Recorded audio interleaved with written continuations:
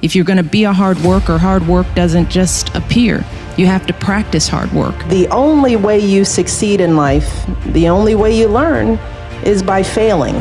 It's not the failure, it's what you do after you fail. If you do not take control over your time and your life, other people will gobble it up.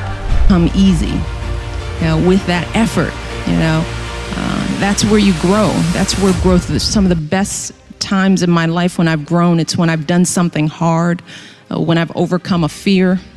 You don't realize that when you're doing it, but when you come out on the other side, you realize, wow, I've really stepped up. This is what I tell my daughters every day.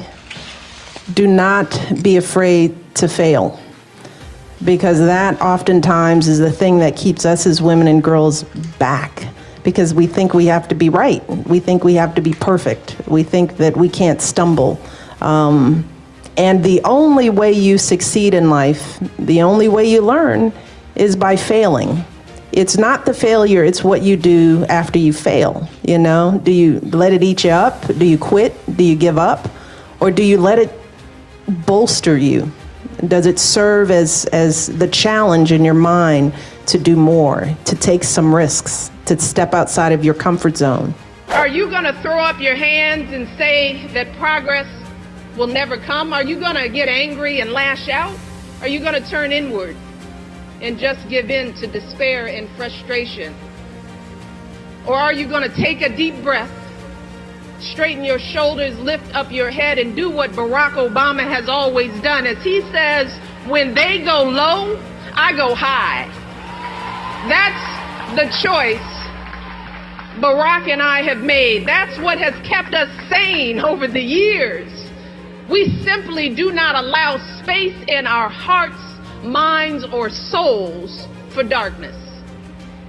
Instead, we choose faith. Faith in ourselves, in the power of hard work. Faith in our God, whose overwhelming love sustains us every single day. That's what we choose. We choose love. Our love for our children. Our commitment to leaving them a better world, our love for our country, which has given us so many blessings and advantages, our love for our fellow citizens, parents working hard to support their kids, men and women in uniform who risk everything to keep us safe, young people from the toughest backgrounds who never stop believing in their dreams, young people like so many of you. That's what we choose. And we choose excellence. We choose to tune out all the noise and strive for excellence in everything we do. No cutting corners, no taking shortcuts, no whining. We give 120% every single time, because excellence is the most powerful answer you can give to the doubters and the haters. It's also the most powerful thing you can do for yourself. See, because the process of striving and struggling and pushing yourself to new heights, see, that's how you develop your God-given talents. That's how you make yourself stronger and smarter and more able to make a difference for others. When you are struggling and you start thinking about giving up, I want you to remember something that my husband and I have talked about since we first started this journey nearly a decade ago. Something that has carried us through every moment in this White House and every moment of our lives. And that is the power of hope. The belief that something better is always possible if you're willing to work for it and fight for it. It is our fundamental belief in the power of hope that has allowed us to rise above the voices of doubt and division, of anger and fear that we have faced in our own lives and in the life of this country. Our hope that if we work hard enough and believe in ourselves, then we can be whatever we dream, regardless of the limitations that others may place on us. The hope that when people see us for who we truly are, maybe, just maybe, they too will be inspired to rise to their best possible selves. Shoot, it's the hope of my folks like my dad, who got up every day, do his job at the city water plant. The hope that one day his kids would go to college and have opportunities he never dreamed of. That's the kind of hope that every single one of us, politicians, parents, preachers, all of us, need to be providing for our young people, because that is what moves this country forward every single day. Our hope for the future and the hard work that hope inspires. Well, don't be afraid. Be focused. Be determined. Be hopeful. Be empowered.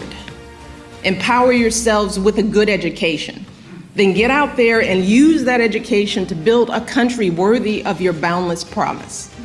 Lead by example with hope, never fear. And know that I will be with you, rooting for you and working to support you for the rest of my life. Let me tell you, you should never, ever be embarrassed by those struggles. You should never view your challenges as a disadvantage. Instead, it's important for you to understand that your experience facing and overcoming adversity is actually one of your biggest advantages. And I know that because I've seen it myself, not just as a student working my way through school, but years later, before I came to the White House and I worked as a dean at a college. In that role, I encountered students who had every advantage. Their parents paid their full tuition. They lived in beautiful campus dorms. They had every material possession a college kid could want: cars, computers, spending money. But when some of them got their first bad grade, they just fell apart. They lost it because they were ill-equipped to handle their first encounter with disappointment or falling short. But as you all know, life will put many obstacles in your path that are far worse than a bad grade. You'll have unreasonable bosses and difficult clients and patients. You'll experience illnesses and losses, crises and setbacks that will come out of nowhere and knock you off your feet. But unlike so many other young people, you have already developed the resilience and the maturity that you need to pick yourself up and dust yourself off and keep moving through the pain. Keep moving forward. You gotta be open to taking some risks and not being afraid to fail. Failure is the key to success. So when you get to college, you got to raise your hand. You have to be engaged. Don't be the kid thinking, oh, I shouldn't be here, and maybe I'm not smart enough, and maybe, no, you are more than capable of going to college, being successful, and going on and doing whatever you want in life. I sit here because I am you all. There is no difference between me and you. Working class kid, growing up on the south side of Chicago, growing up with doubts and fears, just like all of you all do. I know exactly how you all are feeling, and kids out there who are thinking, maybe I'm not ready, maybe I'm not good enough, maybe I can't afford it. But what teachers and mentors have told me is that yes, you can and you must. So get in there and be bold with your intelligence. Raise your hand, get support when you need it.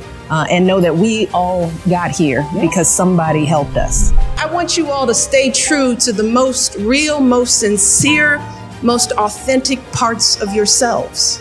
I want you to ask those basic questions. Who do you want to be? What inspires you? How do you want to give back? And then I want you to take a deep breath and trust yourselves to chart your own course and make your mark on the world. I want you to act with both your mind, but also your heart. And no matter what path you choose, I want you to make sure it's you choosing it and not someone else. We learned about dignity and decency, that how hard you work matters more than how much you make, that helping others means more than just getting ahead yourself.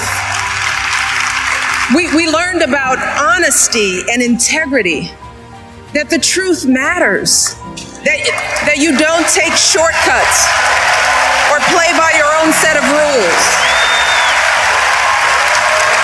And success doesn't count unless you earn it fair and square.